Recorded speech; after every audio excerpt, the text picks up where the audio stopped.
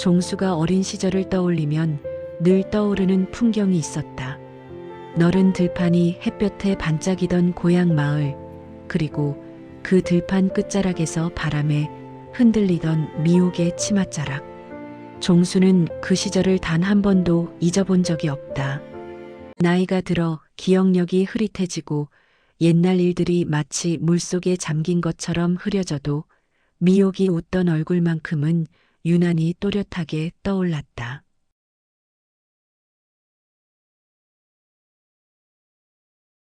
그때는 모두가 가난했지만 마음만큼은 넉넉했다. 여름이면 마을 개울가에서 아이들이 물장구를 쳤고 가을이면 타작 마당에서 어른들이 큰 소리로 웃었다. 종수는 17이 되던 해부터 아버지 일을 도우며 밭일을 시작했다. 기계로 하는 일은 거의 없던 시절이라 몸은 늘 고됐지만 종수는 힘든 줄을 몰랐다. 늘 밭둑 너머에서 미옥이 그를 향해 손을 흔들어 주었기 때문이다. 미옥은 마을에서 예쁘기로 소문난 소녀였다. 그렇다고 새침하거나 도도한 사람은 아니었다. 오히려 조용하고 차분해서 눈웃음으로 말하는 듯한 사람이었다. 종수는 늘 그녀를 볼 때마다 마음이 따뜻해졌다.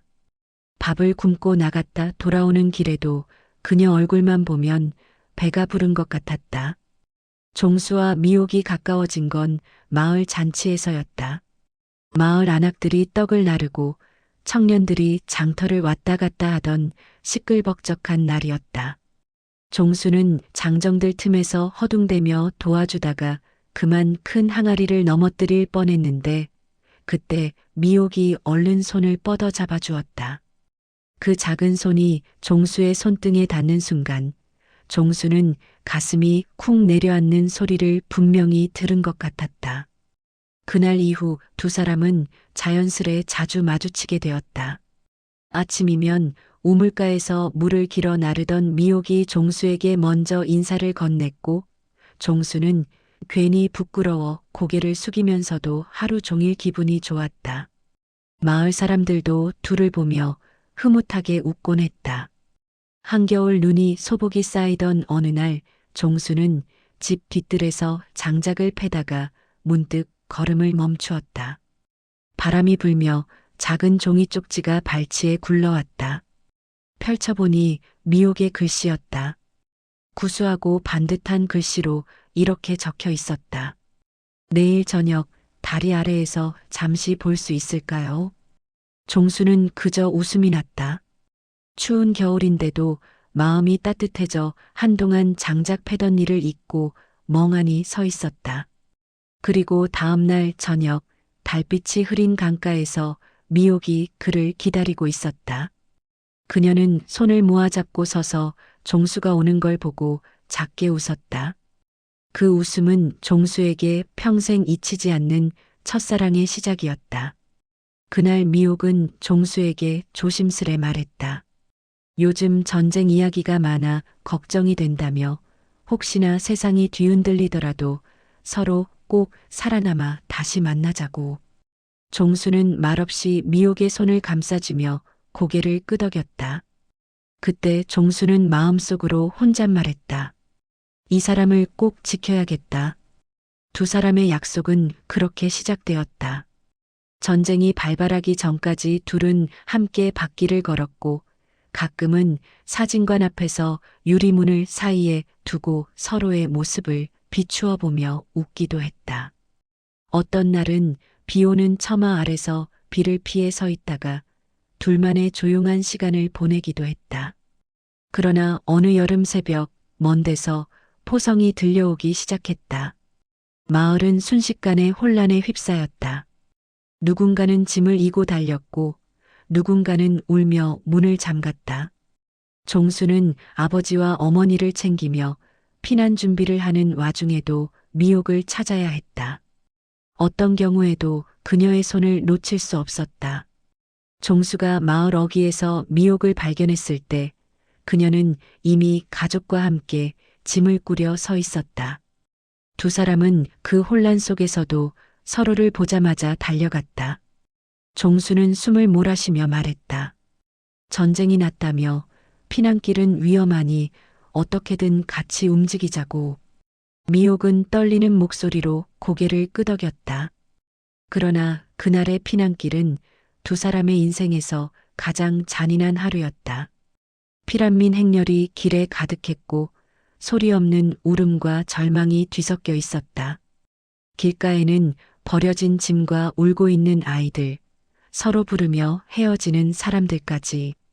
갑자기 하늘에서 총성이 들리자 모두가 뒤엉켜 뛰기 시작했다. 종수는 미옥의 손을 잃지 않으려고 안간힘을 썼다. 그러나 혼란은 너무 컸다. 피란민들이 밀려들며 종수의 몸을 한쪽으로 밀어냈고 순간 종수의 손에서 미옥의 손이 빠져나갔다. 종수는 소리쳤다. 미옥을 불렀다. 그러나 그녀의 작은 몸은 사람들 틈에 휩쓸려 사라졌다. 그날 이후 종수는 미옥을 다시 찾지 못했다. 피난길에 석 달 넘게 떠돌며 수십 번이나 사람들에게 물었고 마을로 돌아간 뒤에도 정보가 없어 발걸음을 잃었다. 어떤 이는 북쪽에서 포로가 됐다고 했고 또 어떤 이는 남쪽의 어느 수용소에서 이름을 본 것 같다고 했다. 종수는 매번 그 말을 들을 때마다 다시 길을 떠났지만 결국 단서 하나 찾지 못했다. 전쟁은 수많은 것을 앗아갔다. 집도 재산도 미래도 그리고 종수에게는 단 한 사람의 이름까지 앗아갔다. 전쟁이 끝난 뒤에도 종수는 하염없는 공허 속에 살았다. 나이가 30을 넘기고 40을 지나도 그는 결혼하지 않았다. 마을 사람들은 아깝다며 누군가를 만나보라며 권했지만 종수는 늘 조용히 고개를 저었다. 마음 한구석이 비어 있었고 그 빈자리를 채울 사람은 단 한 명뿐이었다. 세월이 흘러 종수는 서울로 올라와 작은 인쇄소에서 일을 했다.